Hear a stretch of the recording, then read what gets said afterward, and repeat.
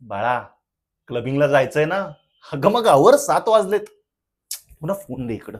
आवर पटकन, तुझ्यामुळे तुझ्या सगळ्या मित्रांना नेहमी उशीर होतो. आवर. Yes, I am very sure मला क्लबिंगला यायचं नाहीये. बिसाइड्स तो तुझा कॉलेजचा ग्रुप आहे. सो यू एन्जॉय ना. बाय द वे, तुम्ही फक्त मुली नाही आहात ना? नाही तसं जर असेल तर मी ओके, आर्यन आहे. फाईन.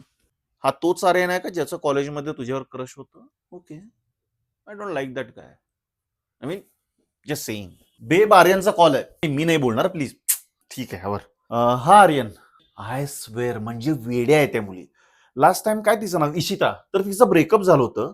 तर या दोघी एकमेकाच्या गळ्यात गळे घालून ढसा ढसा रडतायत काय, उलट्या काय करतायत. आता उलट्या करताना हिचे केस सावरू का हिचे केस सावरू मला कळत नव्हतं. मला उगाच काळजी वाटली असती, पण आता तू आहेस ना, तर मुली सेफ आहे त्याची गॅरंटी आहे मला. Hot, very hot.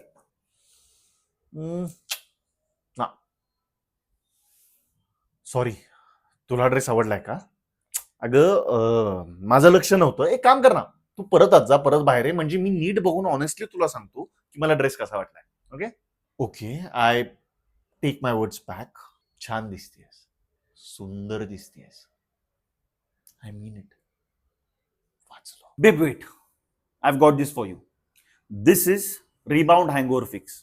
काय आहे, मागच्या वेळी पार्टी केल्यानंतर दुसऱ्या दिवशी हँगओव्हरमुळे तुझं डोकं दुखत होतं, त्यामुळे तू माझं डोकं खात होतीस, आणि ती डोकेदुखी मला नकोय म्हणून तुझ्यासाठी मी आणलेलं आहे. काय करायचंय, वन्स यू आर शुअर की party is over, which you are never sure about still, once the party is over you have to take this shot. त्याच्याने काय होणार आहे, दुसऱ्या दिवशी तुला कुठलाही हँगओव्हरचा त्रास होणार नाही, and we will have a fresh Monday morning. Okay, त्यामुळे तू पण घे आणि मुलींना पण दे. बेब वेट, पार्टी से डर नहीं लगता मैडम, आपके हँगओव्हर से लगता है. त्यामुळे ते नक्की घे. Okay, bye, love you.